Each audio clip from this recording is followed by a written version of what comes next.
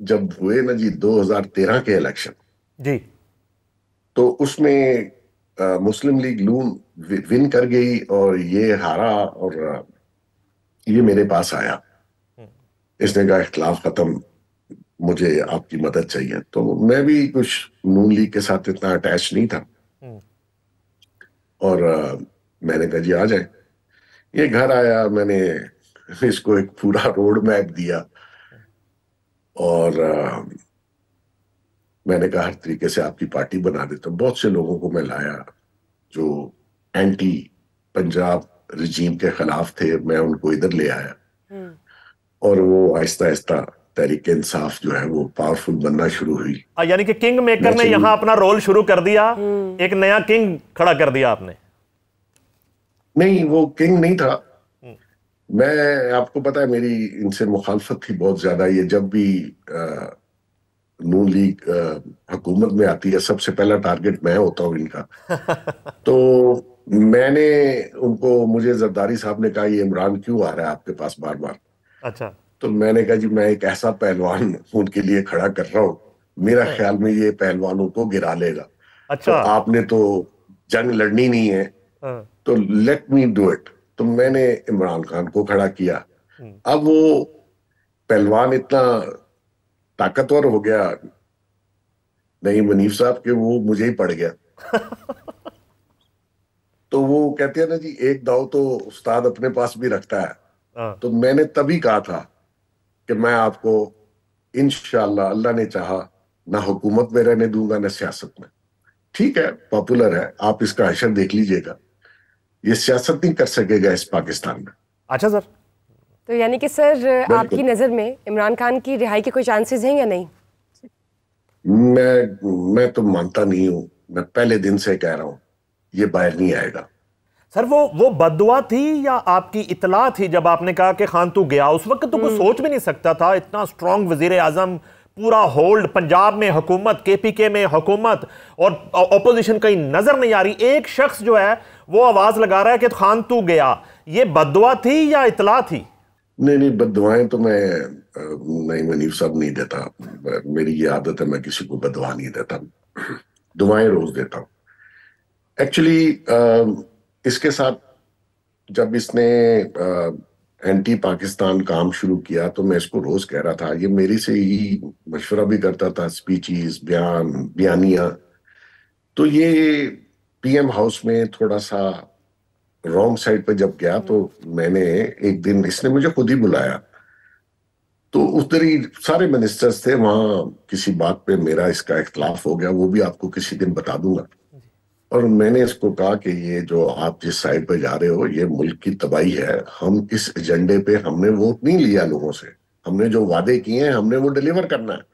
और हमने ये स्टेटस को तोड़ना है जो पॉलिटिक्स में सदियों से पाकिस्तान में चला आ रहा है, और हमने अवाम को एक नई उम्मीद दी है, उसके ऊपर काम करना है। सर इमरान खान किस सिमत जा रहे तो थे, किस सिमत जा रहे थे इमरान खान? जरा वो तो सर क्लियर करिए जरा, जो आपको नागवार देखिए, गुजरा सर। आपकी फिर दोस्ती कहाँ टूटी और कैसे टूटी? ये मैं वही बात बता रहा हूँ आपको। पीएम हाउस में ही मैंने जब इससे इख्तलाफ किया, और खासा इख्तलाफ किया, तो ये मुझे रोक रहा था, और मैं बोल रहा था, मैंने कहा नहीं, तुमने बुलाया तो मेरी सुन लो। हम्म। इख्तलाफ थोड़ा सा बड़ा, तो मैं थोड़ा सा शॉर्ट टेम्पर हूं, मैं वहां से उठा, मैंने दो लफ्ज गलत भी कहे, मैं रिपीट नहीं करना चाहता। हम्म। मिनिस्टर तकरीबन सारे ही थे, और मैं पीएम हाउस से निकल के घर आ गया। तो शाम को मुझे कुछ मिनिस्टर्स ने बताया कि आपके जाने के बाद क्या बात हुई, और उन्होंने कहा यार आपने माहौल बड़ा खराब कर दिया। मैंने कहा अगर आप मुझे बुला रहे हैं एडवाइस लेने के लिए, तो अगर आप मुझे सुनना ही नहीं चाहते तो आपने बुलाया क्यों?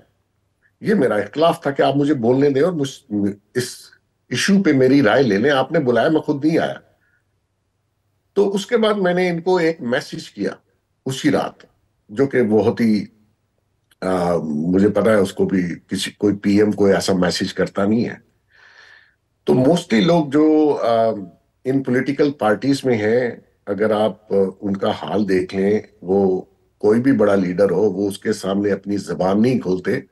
वो सिर्फ लीडर का चेहरा देखते हैं और उसका मिजाज देख के गुफ्तगू करते हैं, जैसे मरासी करते हैं। हम्म। तो मैंने इसके लिखा कि आपको पिंप्स के साथ रहने की आदत है। हम्म। तो मैंने कहा मैं ना वो हूं अगर मुझे आपकी असलियत पहले दिन पता चलती तो मैं आप पे 100 बार भेजता। और मैंने वो मैसेज बहुत तगड़ा करके और मैंने इसको भेज दिया और फिर इसका नंबर ब्लॉक किया और आज तक नहीं खोला। उससे हमारा इख्तिलाफ शुरू हुआ। इसने खैर रिएक्ट नहीं किया, लेकिन मैं जब टीवी पे बोलना शुरू हुआ कि ये इसके प्लान्स हैं, ये न्यू कॉन के साथ मिला हुआ है, ये इसराइल लॉबी के साथ मिला हुआ है, ये पाकिस्तान की इकोनॉमी तबाह कर देगा, ये मिलिट्री को अटैक करना इसके लिए नहीं है, लेकिन पहले जो पाकिस्तान को डुबाने की शर्त होगी वो होगी इकोनॉमी को डुबो दिया जाए, और फिर उसके बाद नंबर आएगा आर्मी का। या आप मेरे पिछले इंटरव्यू सुन लें, आज वही हालात हैं। ये इकोनॉमी 6.8 पे इसको मिली, ये उसको ले गया -1.5 पे।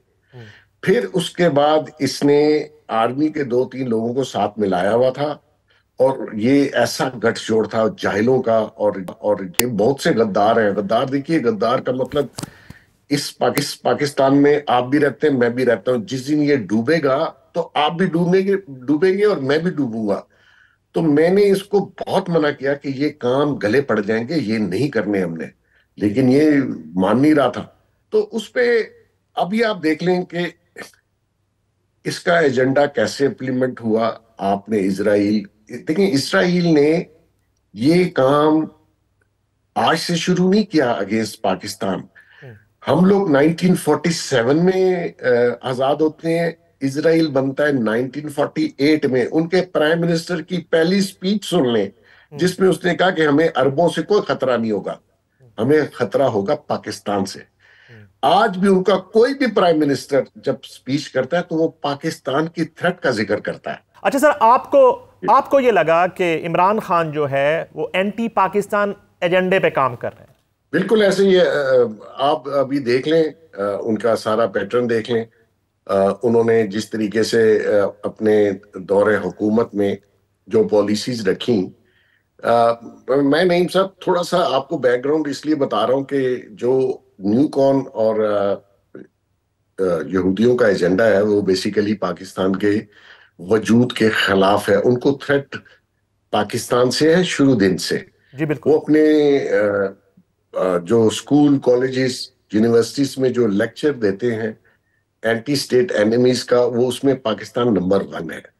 उसकी वजह क्या है वो मुझे नहीं पता, लेकिन इमरान खान साहब ने पहले इकोनॉमी को इस तरीके से डुबोया। एक तो टीम नहीं थी, दूसरा इनका एजेंडा अपना था, और ये जिस तरीके से मीटिंग्स कर रहे थे, और वक्त ने साबित भी कर दिया।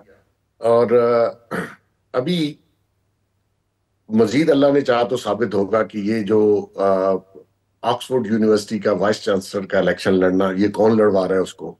ठीक है जी, इजरायली अखबार इसके लिए प्रेस कर रहे हैं। सर उनका नाम निकल गया सर, वो वहां पे आप उसको डिस्क्वालीफाई कह लें या वो उस लिस्ट से, वाइस चांसलर्स की लिस्ट है, थोड़ी देर पहले खबर आ गई सर उनका नाम निकल गया है, उस लिस्ट में नहीं है सर। अब 28 को जो इलेक्शन हो रहा है उसमें इमरान खान नहीं है सर। बिल्कुल आपकी बात ठीक है, मेरे नॉलेज में है, लेकिन मैं ये कह रहा हूं कि ये सारी जो चीजें हैं ये कौन करवा रहा है। ये इतना पॉपुलर इजराइल में या अमेरिका में कैसे हो सकता है?